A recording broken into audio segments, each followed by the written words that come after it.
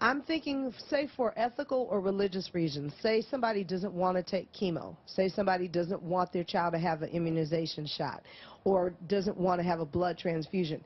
How would that work under that plan? Would you be penalized more or less if you say, I want to go for a different form of therapy to get rid of a disease? How would that work in that? This is key because it gets to the uniqueness of each and every individual and how they view their health care.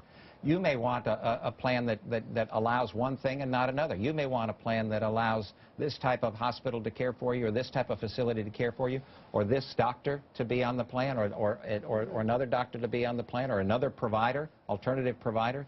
You ought to be able to select a plan that matches your needs instead of the federal government telling you this is what you got to buy, this is who you're going to see, this is where you're going to see them. Dr. Price, you're a physician. You believe in immunizations. You believe all children should get a shot for polio and other diseases. It's a different question. The question that she asked is should Denise be able to buy the kind of coverage plan that she believes is most appropriate for her? The answer to that is an emphatic yes. The question that you asked is what kind of health care ought to be provided to individuals, and there are certain things that we ought to do as a society, and we encourage. That's the kind of education that is so important for folks so that they know what's best for them and for their families. But should it be required, measles, mumps, those kinds of immunizations? I believe it's a perfectly appropriate role for the government.